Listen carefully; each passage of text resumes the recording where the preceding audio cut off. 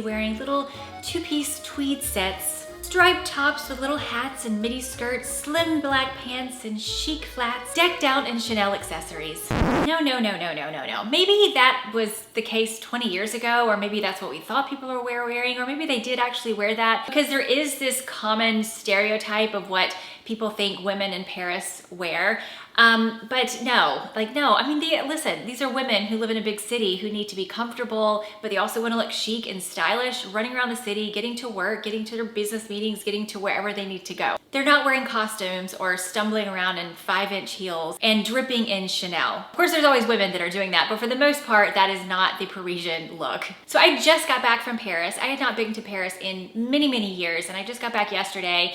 And you know, when people go to Paris, they're like the Eiffel Tower, the art, the architecture, the cobblestone streets, and I love all that, but right up there is watching people and looking at the fashion and I just love to see what other people are doing. So anyway, I want to share with you the fashion trends that I picked up on while I was over in Paris, and I will also share with you at the end of this video, if you're interested, a little bit about my trip, and also 3 things that I'm so glad that I brought, 3 things to wear, and 3 things I really wish I would have brought. So if you're going to Paris anytime soon, you might want to stay around for that part. All right, let's get started. So the weather in Paris was kind of all over the place, and so that is why I brought I brought enough clothes to wear for 3 months, but I just really was not sure what in the heck the weather was going to be like, and it really was all over the place. So the first 2 days were rainy and like a little bit chilly. And in those couple days where it was a little bit chilly, I did see a little bit of a trend in this one outfit, and that was a blazer, a little bit oversized blazer, a fitted top underneath, jeans, and sneakers. Now let me just tell you this too. One of the major things, I would say 98% of women in Paris right now, on both the really sunny, beautiful day we had and also the 2 rainy days we had, they were all wearing sneakers. Like, there was not a boot in sight. I barely saw anyone wearing a boot, but I mean, it's also August. They may not have brought those out yet. I saw literally 3 women in heels, 3 women, and they all looked like they were either coming from or going to some kind of dinner or some kind of event. But every woman in there was wearing sneakers. And you know what they were wearing them with? They were wearing them with maxi skirts and dresses, and maybe even short dresses, but I just saw a lot of maxi dresses, maxi skirts, and sneakers. Like, that was, if I had to say the main trend that I saw in Paris was that. Sneakers, maxi skirt, maxi dresses. Now, which sneakers? I saw a lot of New Balance, a New Balance-esque type. You know, I actually think I want to do a whole video on the sneaker trend. It really inspired me a lot to see all these, just so many outfits with sneakers, so that might be coming up soon. I did see quite a bit of the Adidas Sambas. I saw some of the green ones, you know, the regular white ones. I was wearing my Adidas, they're called SL72s, which I will link below because they are awesome. But sneakers all around. So many types of sneakers, just sneakers, with everything. And I was just genuinely very surprised at how many dresses and sneakers I saw, because 25 years ago, that used to be very American. You know, it was not European to wear dresses and sneakers. But now, oh Lord, I mean, every woman in Paris is wearing sneakers. So anyway, and of course there was a lot of women wearing sandals and chunky sandals and slim sandals, but if, you know, I had to say one shoe trend that was over there right now would be sneakers with literally everything. Now, whenever I travel, I do try to make sure that I'm still being somewhat healthy, but I kind of want to try everything. I'm going to eat the ice cream. I'm going to eat the macaroons. I'm going to live my life. And so I do like to bring AG1 with me so that I can make sure that I'm filling in the gaps of my nutritional needs while I'm on vacation. But AG1 is the sponsor of this video. And if you have not heard of AG1, it is a foundational nutrition supplement that helps me fill in the gaps of my diet. I wake up in the morning, I drink AG1, and that's kind of my first thing that I drink of the whole day. Overall, since drinking AG1, I do feel like I have pretty good digestion. And I've also noticed that it kind of helps with just having sustained energy levels throughout the day. There are so many ingredients that can be really good for you, but it's generally hard to just focus your entire day on getting all of these into your diet. So AG1 just makes it so simple. You know you're getting a lot of good nutrients first thing in the morning if that's when you drink it, and you can feel confident that you're putting the right nutrition into your body. Now, I actually love the way AG1 tastes. It's not super strong. It just has maybe a slightly sweet fruity kind of flavor. Now, if you want to get started with the AG1, you can either use my link or you can scan the QR code and you can get 5 free travel packs of AG1 plus a year supply of vitamin D3 and K2. Again, I wake up in the morning, I drink AG1 first thing in the morning. That's just like my favorite time to drink it. I kind of actually look forward to it.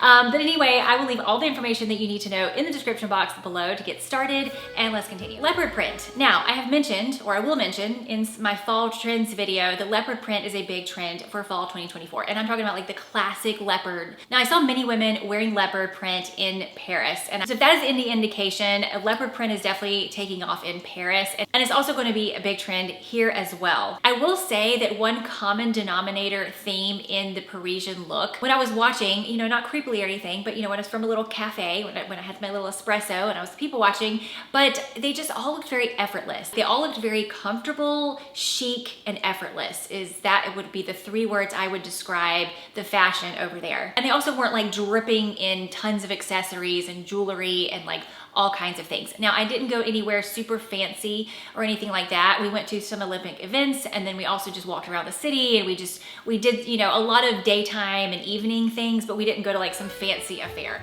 Another outfit I saw quite a few times, so much that I was just like, I'm like, I need to do this again. I was wearing this outfit a little while back and then I think I just kind of phased out into something else. I'm like, oh, that looks so cute. It's just so practical and easy, but lots of crew neck, white t-shirts, you know, straight or wide leg jeans and sneakers. This seemed to be a very popular basic outfit. I'm gonna like recreate some of these outfits for you. But this is definitely a very common outfit. And as far as jeans go, they were all wide leg, straight leg, but a lot of wide leg, high-waisted jeans. Whenever I was looking around, I was really trying to find the women who looked very kind of intentional with their outfit and looked like they, you know, they put together something rather than just kind of rolling out of bed, which you go to any country, there's of course always people that look like they rolled out of bed.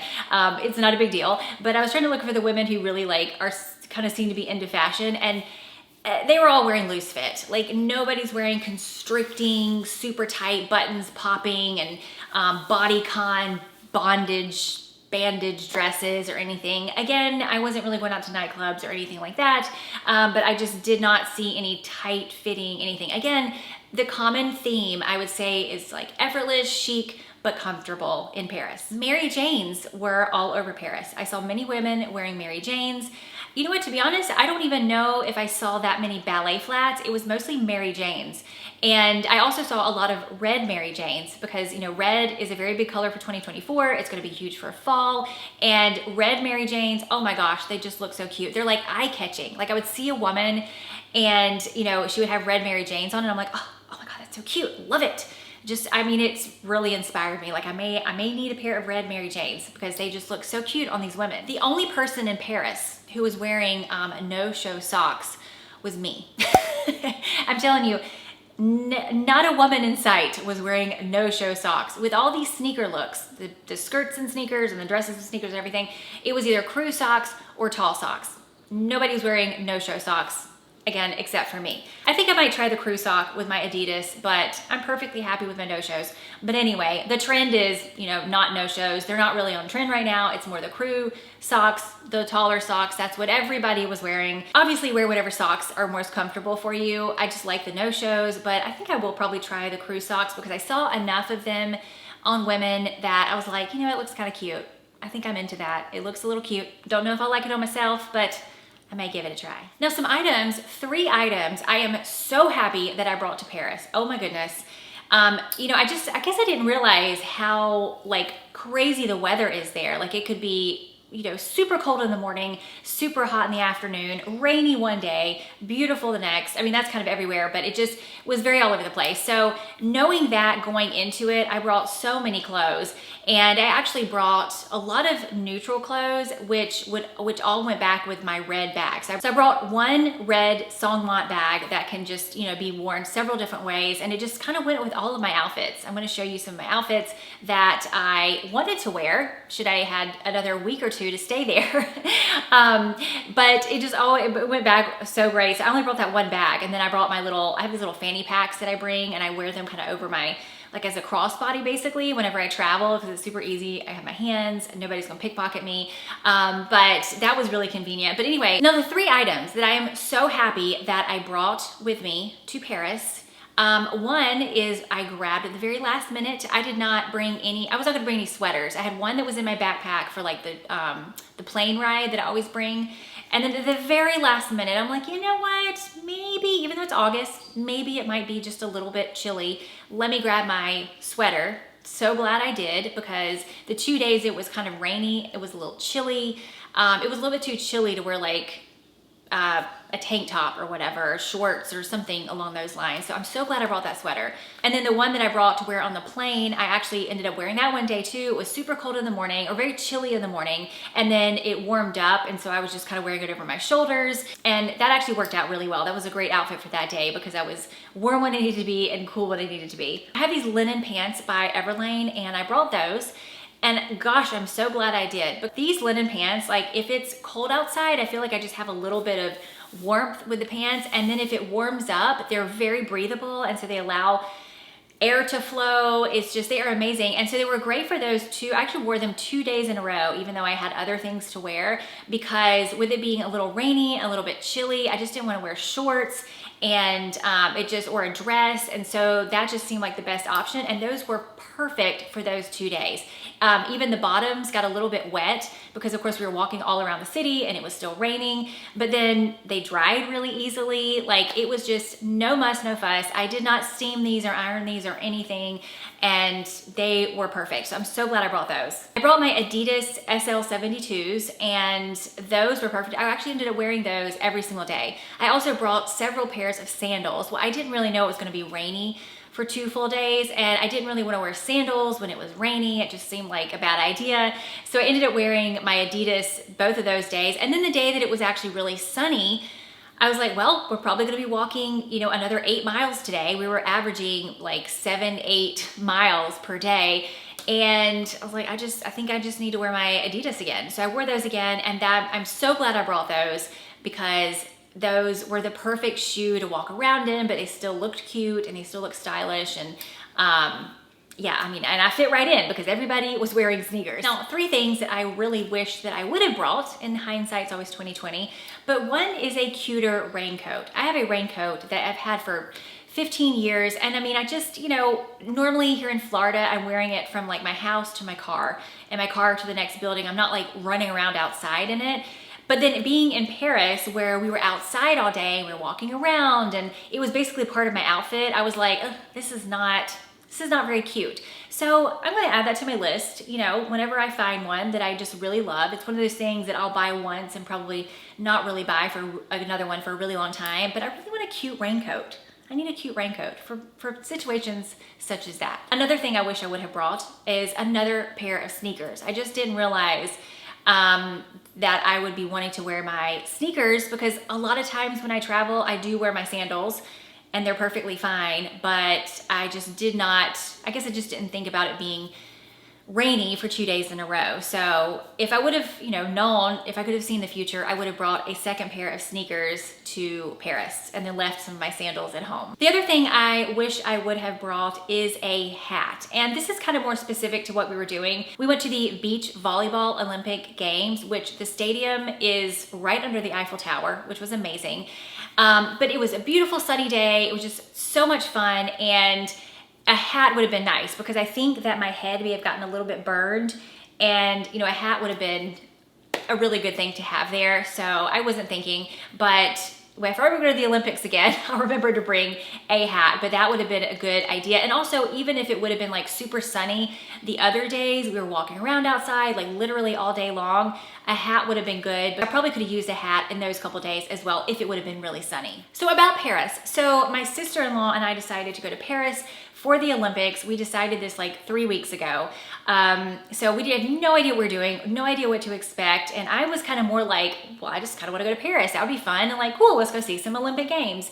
You know, I'm not like a huge like sports aficionado or anything like that. But I was like, oh, this would be kind of fun. Like maybe we could get some gymnastic tickets. Like that would be a lot of fun. Well, we were kind of looking for tickets, you know, at the tail end of when you could buy them. And so we could not find any gymnastics tickets. And so what we ended up getting was women's water polo and beach volleyball, which we're like, okay, sure, why not? The times are good, you know, whatever. So we did the water polo, which was actually really fun. I mean, this is the Olympics. Like, these athletes are amazing. And that was really cool. And actually Flava Flav, he was there because he sponsored the women's, the USA women's water polo team, which was really cool. So he was there and I thought that was really fun. But that was really fun and it kind of got us like into the Olympics, like figuring out what we were doing. And then the next day we did beach volleyball. And when I tell you, that was the most fun I have ever had at a sporting event. Like, my sister-in-law were so invested in the volleyball game between Egypt and Brazil. And I mean, it was so much fun. And the crowd was amazing. You know, there's all different countries there and, you know, supporting their country or whatever. It was just like so friendly. People doing the wave, you know, I don't know. I can't tell you, just like, I have no negative things to say whatsoever. It was so much fun. And just being there and watching the volleyball and these athletes, it was really amazing. I would highly suggest, if you have the chance, to go watch beach volleyball at the Olympics. I mean, if you're able to, that was a really, really fun experience. YouTube actually had a VIP section at the French Olympic House. And so I got an invite to that.